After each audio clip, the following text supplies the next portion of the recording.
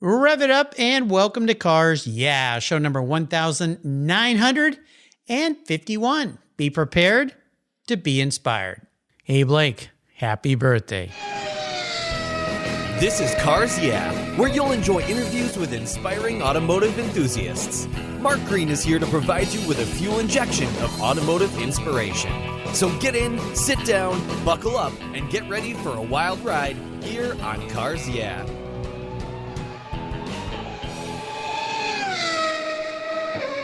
Hello, inspiring automotive enthusiasts, and welcome to Cars Yeah. Today I'm in Seattle, Washington, which is just a little north of Gig Harbor here, with a very special guest by the name of Zach Wingfield. Zach, welcome to Cars Yeah. Do you have any gear, and are you ready to release the clutch?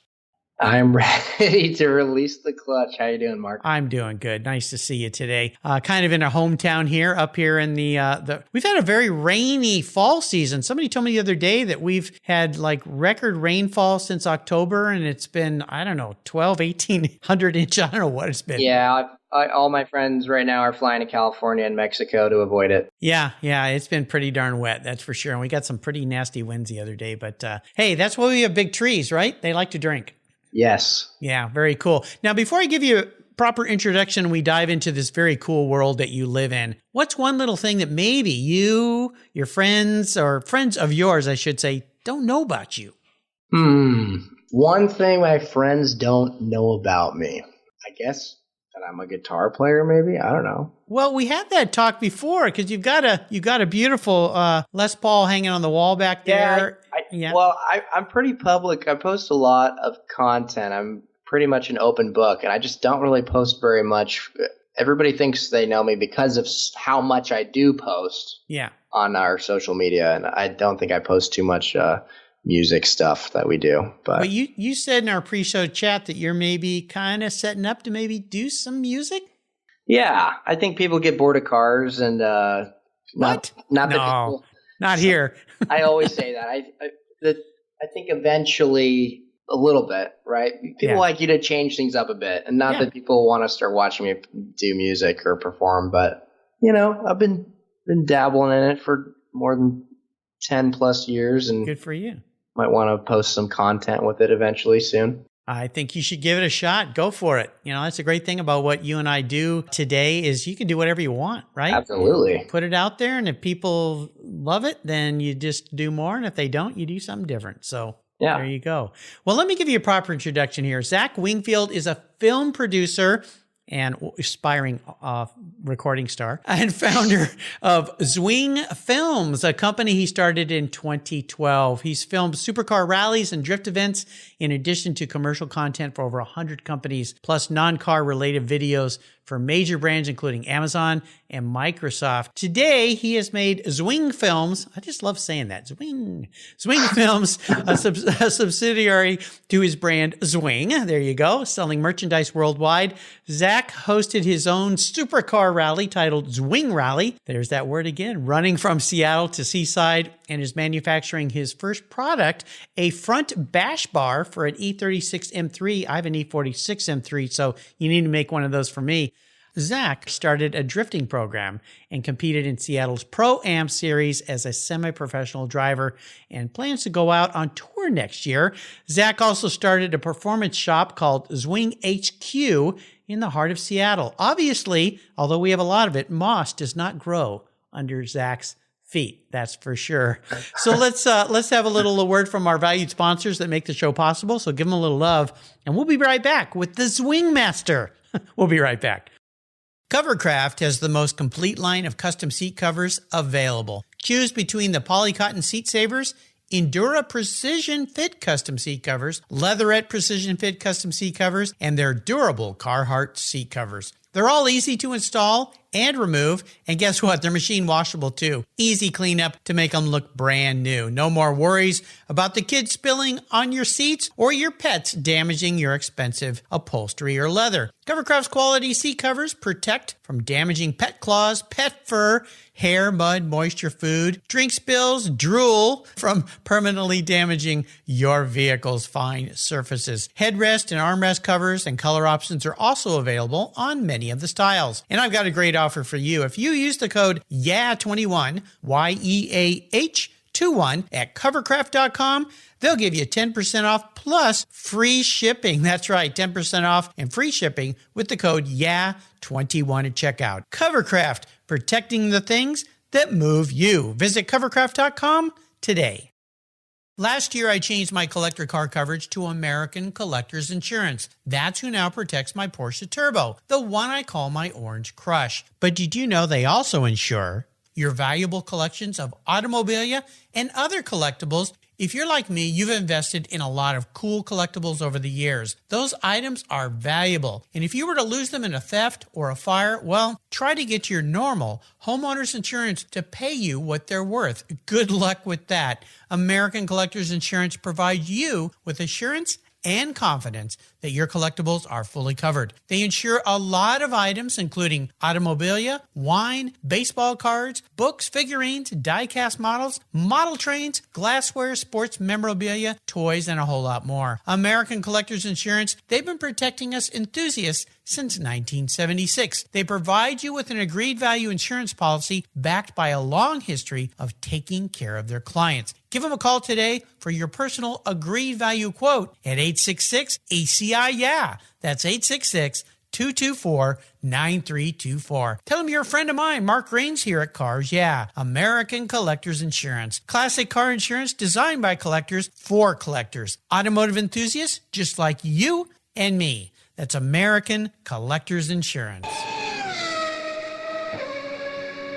All right, Zach, we're back. So we're going to dive a little deeper into the corner here about what you're up to, because you're doing a lot of different things. Like I said, you're not a guy that just stands around and lets moss grow between his toes. You're kind of involved in everything. So let's take this back a little bit and talk about how you got into all this film production and manufacturing products and going on tour. I mean, let's kind of take it back to the beginning. Yeah, I never really grew up in any kind of automotive background at all. No kind of racing. I didn't even have a dirt bike, nothing like that. I was just a skater who liked to challenge myself. And if I got bored with something, or if I felt like I plateaued, like for example, skateboarding, I realized, man, if I want to be a really good skateboarder, I'm going to have to break a lot of bones. And I was like, I think I'm going to pass. So it was more so that I felt that my skill had plateaued, right? So I moved on to the next thing I wanted to challenge myself with. And when I was 16, that was learning how to work on cars. The age of 13 is where I got my inspiration. I went to a Subaru dealership, and Colin McRae and I think David Higgins, they had the WRC cars on ramps at the Bruce Titus dealership on South Tacoma Way, and walked in, and I couldn't tell you a thing about cars. I pointed at the pink STI Brembo calipers, and I said to my dad, I was like, what are those? And he goes, I think those are brakes. Okay. To give you an idea of where my dad was as well on the car thing. And then a salesman offered me a calendar. Right away, went home, ripped out all the photos of the Subarus, like jumping through the woods in the snow. There's like bug-eye WRX, like the World Rally Blue with the gold wheels, the yellow livery.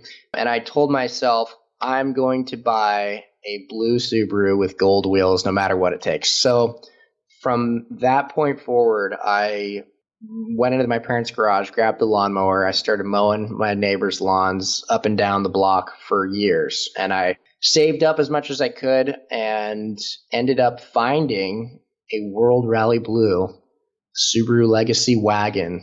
They call it the Lesbo-mobile. And it's had gold wheels, gold WRX wheels. Yeah. And everybody in school bullied me for it, which just further built character. Yeah, built some character for further pushing me to then just learn how to work on it. Shortly after, I think a month or a couple months after ownership, the head gasket blew, which forced me to learn how to work on cars. Went to O'Reilly's, bought a Haynes manual, asked the guy at the front desk, hey, what do I do? I want to start learning how to work on this thing. This is before the head gasket blew, of course, but we started fiddling, learning how to work on cars, and I went on YouTube to find a tutorial on how to change your fuel filter, and I couldn't find anything. So I thought to myself, man, if I'm looking for this on YouTube, because who wants to read these days? It's 2011. Get with the program. Exactly. Nobody reads anymore. Right? Yeah. This is 10 years ago. I said, let's figure out how to do this. So I went and grabbed a Haynes manual, And as I was reading and learning how to do it, I had my little JVC flip camcorder that I used to film my skate videos with. And I was like, let's just make a tutorial as we're learning how to do it. Thus, that birthed your passion for film. Yeah, and my paths crossed of my passion for then my new passion for cars and film. The worlds collided. That's how things happen, is out of a need and a wish and a want and a do, and that's what you did. The supply and the demand created a niche. There you go. I love it. So this evolved into your passion for film, and that's what you've primarily been doing, right? Yes. And so tell me a little bit more about that. I started teaching guitar lessons actually in college, and I bought my first Canon Rebel T1i. I think I paid $300 for it. It was a 720p DSLR, and I bought the nifty 50, the 50 mil 1.8 lens. I think that cost me about $100. Slapped it on, started teaching myself nighttime photography, started teaching myself different photo techniques, just really learning how to use and operate a DSLR properly. And as a young buck, I was just, part of what inspired me to keep going was I was just enamored with the fact that you could attain HD quality for under $1,000. And at the time, that was crazy. Sure. I know I'm just sounding like I'm old and you're just probably laughing at me, but no, I understand because technology has moved so fast. When you think about, I've been doing this for about 7.5 years, and maybe 8-9 years ago, doing a podcast and actually getting it out where people could actually access it almost didn't exist. Yeah. I find this really cool, and it's what Cars Yeah is all about. People that take their passion and figure out a way to make a living, how to create and do all these things. So you've ended up shooting some pretty spectacular stuff and being hired by major companies to produce things, right? Even at your young, tender age. Can I give away your age today? 28. There you go. Yeah. From my perspective, my son today is turning 28 at today's Blake's birthday. Happy birthday, Blake. Happy birthday. The Blakester, as I call him. So yeah, so you started producing all this cool stuff by combining all these things. I think it's awesome. Yeah, thank you. So, but you didn't just stop there, because I mentioned this in your intro. In addition to Zwing Films, you've started a merchandise line of what you call a bash bar for the E36 M3. Now, you mentioned Subarus, but why'd you pick the E36 M3? Oh, man, I used to glorify all-wheel drive. I thought it was the greatest thing ever until I stepped into a rear-wheel drive car, and I had no idea what I was missing. I did a little, sliding around in my Subaru in the gravel and in the rain. But I had a friend, Slav. He had just bought an E36 M3. And I guess he didn't know if he necessarily wanted it or not. And he's like, go take it for a test drive. And he goes, and try to drift it. I was like, really? A drifting test drive. I said, every salesman's nightmare. I've never drifted a car, and here we are, my friend telling me to go ahead and try drifting. I was like, do you want to at least sit in the car with me? And he's like, no, it's okay. Just go down the Yeah, I don't want to be with you when you crash. Yeah. So I'm driving down in Puyallup. I think I'm on Meridian or something, and I whip a little U-turn, and I just felt the power of rear-wheel drive and the experience and the feeling of the back end just very easily being able to whip out. And I think that I didn't turn back for 1 second. I parted out. I was in the middle of an STI swap. I had an EJ255 motor that I had built and put in Legacy. It was still, I think I was about 18, 19 years old while I was doing this. I had no business doing a motor swap, but like I told you before, I like to challenge myself. And it was the worst, sloppiest job. I drove the car. I got it finished. I drove the car around the block, maybe a quarter mile. And then I went on that test drive, the E36, came back home, ripped all my years of work, 2 years of work on that Subaru, took it all apart, parted it out, got rid of the shell, bought the E36 M3. And from there forward, I did not turn back. Yeah, I've had 2 of those, and the E36 is what got me on the track, started me racing, going to driver's education days and then driving with the local BMW club out at Pacific Raceway, and then putting slicks on it, going down to Portland and running that car. And then I went, okay, now I want real race cars, and got into vintage racing. So the E36 is wonderful. I've got an E46 M3. I've had 2 of those, and I still have one. Bought it brand new in 2005, and I just can't get rid of it. It's too awesome. Right.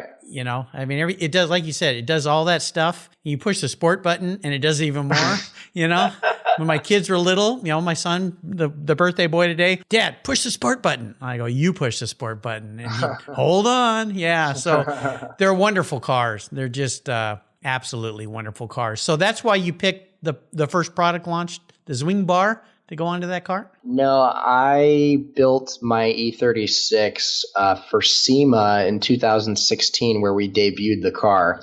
Wow.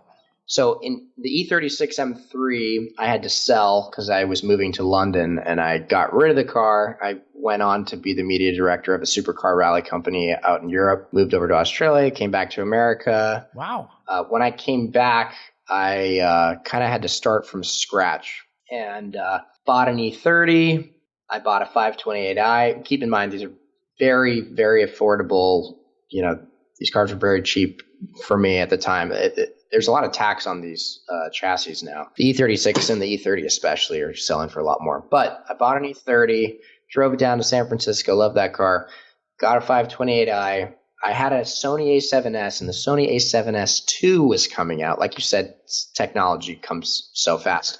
I was like, I need to get rid of this camera before it loses all of its value. I actually traded the Sony A7S for that 528i, which I then traded the 528i for the black E36 convertible that I have now. Yeah. That had a S50. It's a 328i, but it was all M3, control arms, drive line, S52 motor, body panels, doors, like everything was M3'd out. The motor was blown.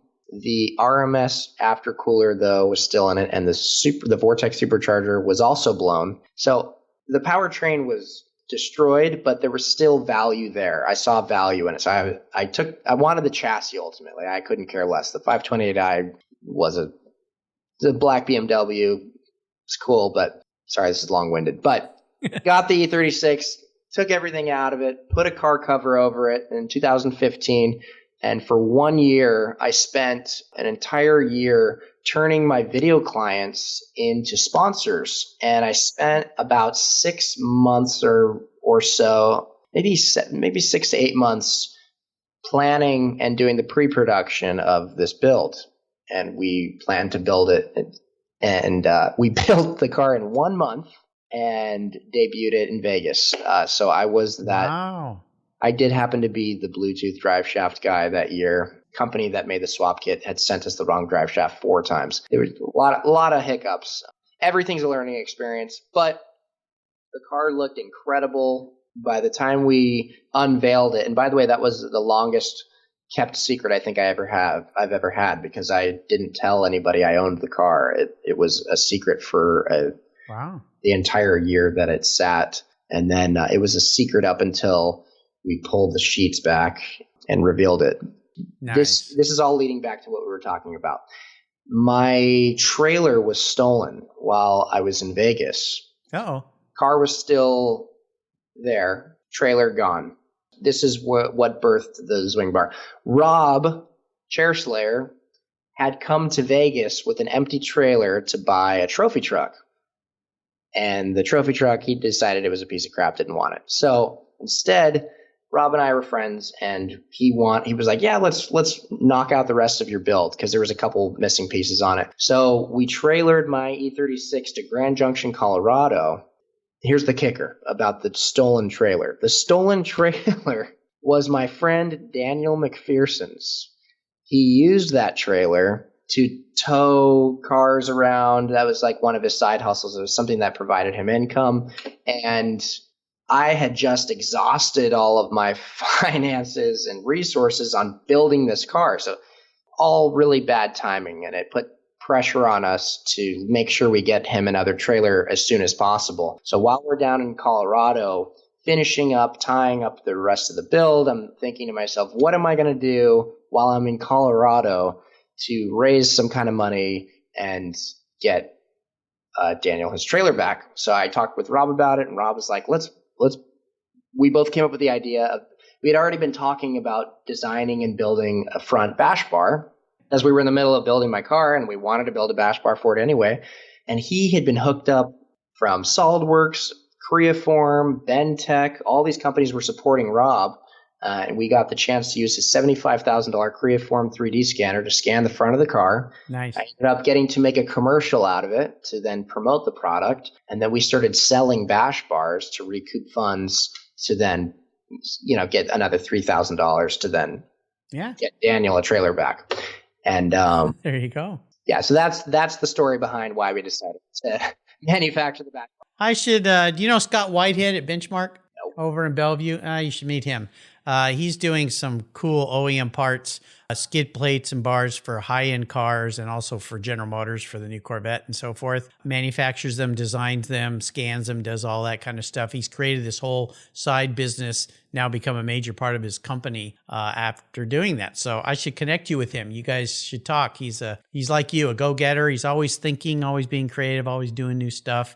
His main business was producing or putting in high-end audio systems and laser radar systems into cars and so forth, and manufacturing of bits and parts to make things look completely OEM. Pretty much, yeah. He's a sharp dude. So he's a past guest, so now a fellow alumni with you on cars. Yeah.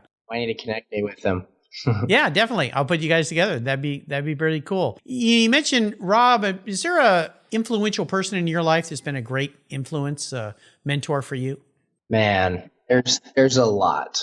I mean, the car industry as a whole just has so much inspiration all over the place. So it's really hard to nail that down. I think there's so many people in the automotive industry that are so influential to so many of us. Let me jump to this question with you. And that is, a guy like you that does so many things and tries so many different things, no doubt you come up against a pretty big challenge, obstacle, maybe even a big failure.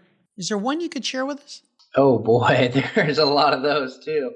Man, we even, I think we started I feel like I started a hashtag one time. It was like Zwing fails or something funny like that. Cause there's self-inflicted things, of course. There's I think everything was really self-inflicted when you put yourself out there, because when you are doing things, you're gonna either succeed or you're gonna fail. And I think a pretty significant failure was also one of my most greatest learning experiences, and that, as they should be, that taught me how to be a lot more business savvy with my clients moving forward. But when at the wee age of 20 years old, I won't go too into detail about the client or anything, but I worked with this company and was just a lot of red flags from the client that I ignored. Was very, what's the word?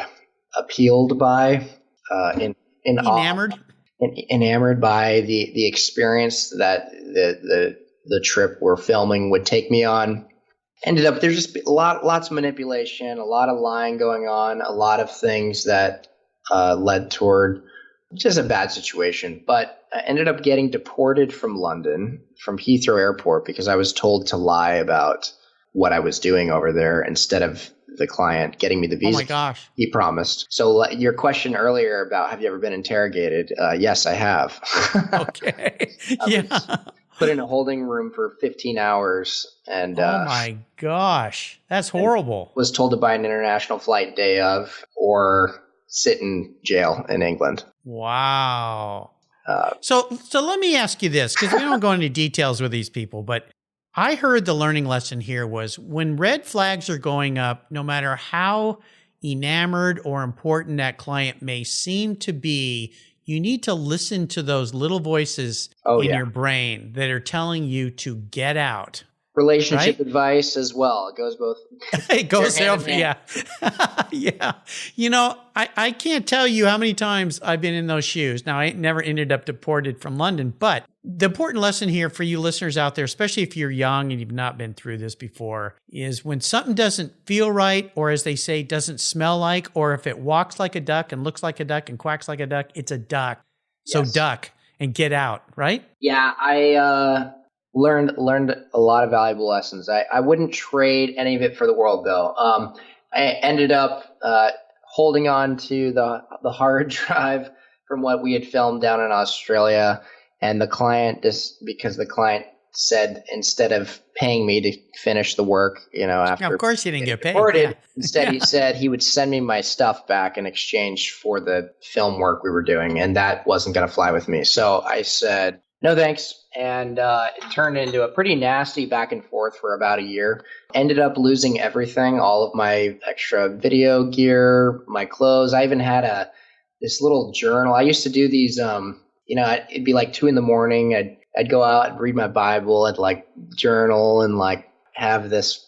I had this pretty significant thing. I was trying to keep my head on my shoulders and, in this morally corrupt world, and lost lots of things. And so when I said I was starting over earlier about buying the E30 and the 528i, it was true. Yeah, when I came back from Europe, I came back literally with quite literally nothing, and so I had to kind of build back from nothing. And but again, I wouldn't trade this lesson for the world, because the trips were fun. The events were incredible. They weren't ran so well, but they were run well enough that it was a really fun experience, regardless of my relationship between me and the client. But still a really cool experience. And again, most of all, the best part of it was learning. I had a client I think 2018 down in Australia who wanted me to come film his event. And man, he's like selling this thing to me like it's going to be,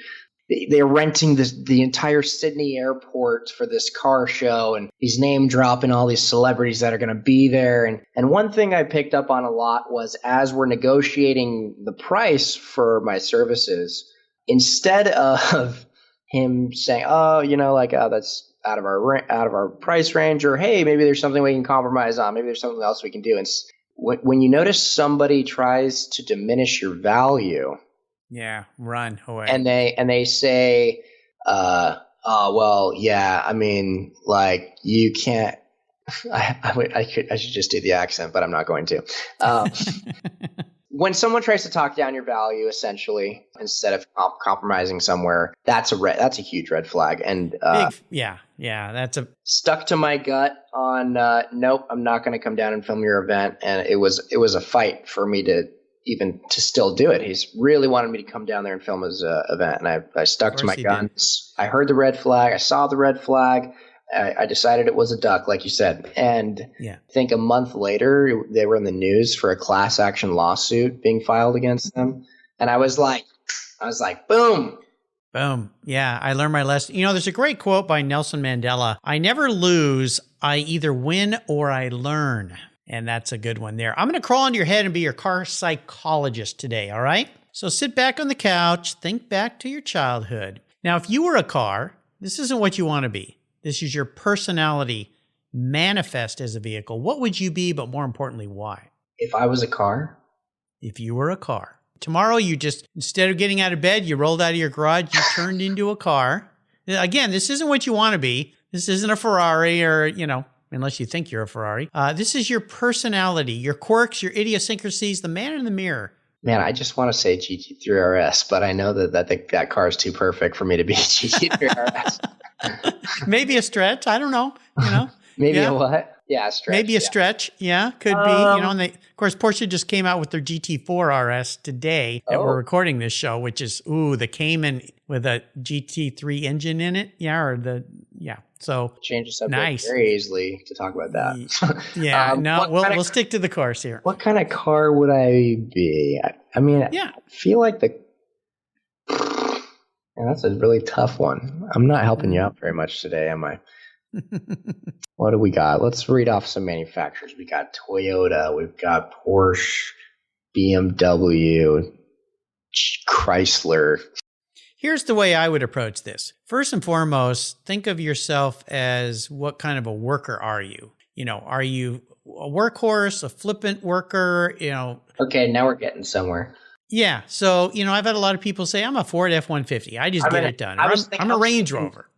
Ford F-150 is what kind of popped in my head. I'm thinking I'm about an X6M.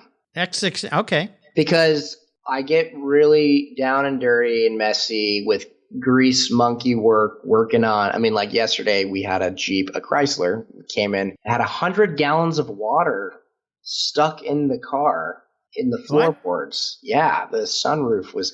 We don't need to talk about that. Okay, all right. But I'm working on customers' cars. We're also presenting ourselves the best way we always can.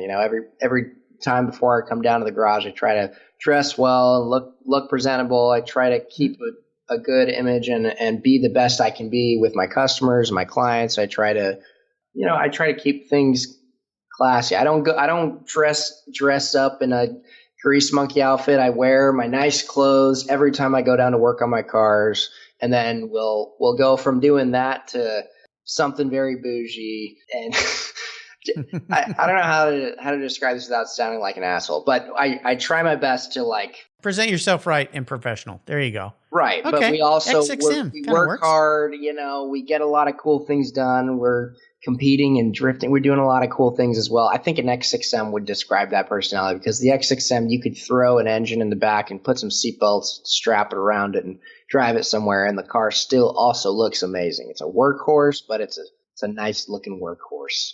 I like it. How about a book? It's a great book you'd like to share? If there's one book I'd have to share, it's called Extreme Accountability, and I'm forgetting the author. It's the Jocko, yes. Yeah, Jocko or Jocko? Yeah, Jocko Willenick wrote that book. Yeah, it's great. My son turned me on to that book. He loves that guy. It's a great book. Yeah, I think one of the coolest things about being a business owner is you learn a lot about how to navigate personal relationships, and learning about expectations. Number one is a huge part of business relationships, and it should also be a huge part of personal relationships that people don't really realize. That comes down to dating, that comes down to working with people, being friends with people, and just when you and I think part of the reason why I like the book too is because I like to remind myself to take extreme accountability for my actions when I mess up. And it's hard. It's probably one of the single most hard things to do for people is to take accountability. We're prideful. We can be selfish. We can be, me, and we got to actively train ourselves to do the opposite of that. There you go. Great book recommendation. Before I let you go today, I'm going to take you on the ultimate drive. I've got magic abilities here on Cars Yeah to enable you to pick any vehicle. You can be with anybody, living or deceased, and you can be driving anywhere. What's that ultimate drive look like for the Wingmaster? The Zwingmaster, I should say. I think we're going to go back to the original answer, Porsche GT3 RS. I would love to take that thing on an adventure somewhere. Yeah. Those things they're just badass cars. I can tell you're a fan based off of what's behind you. Oh, that's right. I'm wearing my Porsche. Yeah, I'm wearing my Porsche sweatshirt today, which it fits in my listeners know Porsche is my mark. Love them. And we're talking today, and the painting on the wall behind me is a gift from a Russian listener here on Cars Yeah, who's a painter, and he actually painted, that's me, in my 87 930, which I call my Orange Crush. Oh, so there you go. But yeah, he was very kind to send that to me. Awesome guy. So, but yeah, the GT3 RS. Oh my gosh, yeah, the ultimate of the ultimate. And who would you be with? I'd take a girl with me. We would have some surfboards on a roof rack on top. Cool, love it. We'd go do something active like that. Maybe some mountain bikes we strapped to the top, and then get the car a little muddy. It's going to have some sand from the beach, or, wash it down, go on a nice, really fun drive. And then by the end of the night, you pull up into the hotel or the bar or the nightclub with, of course, after taking it through the car wash and taking off down the surfboard and everything. And then you have this beautiful Porsche to pull up to. I mean, I feel like it's very versatile, but I feel like I sense it more. I see more of like a workhorse than I would a Ferrari or something. You wouldn't want to scratch the paint on that. I feel like GT3 RS, you get a little nicks here and there, but it's a purpose-built, functional, race car that you can also look good driving and enjoy. There you go. I love it. So before I let you go, could you share an inspirational quote, a mantra, words of wisdom with our listeners today? Thinking something along the lines of tenacity. I mean, yeah, I guess we're just going to swing it here, but I love it. I think being tenacious and knowing that you're going to fail and knowing that it's actually, in fact, good to fail. And maybe this is cliche that I'm talking about this, but not enough people challenge themselves based out of fear, right? And it's a lot more comfortable to stay home, to not challenge yourself, to not do these things, to not try and send a proposal to that big company that you want to land that big deal with. People have a lot of fear of rejection, of failure. But I think the only way you're going to challenge yourself and progress as a human being is to challenge yourself and take those risks. And you're not going to really move forward without doing those things. So be tenacious, work hard, fail again, get back up. Because if you didn't fail, you wouldn't be the person you are today. Because if everything was that easy, then you wouldn't have had those experiences where you're like, oh, I've been there before. I know how to fix this, right?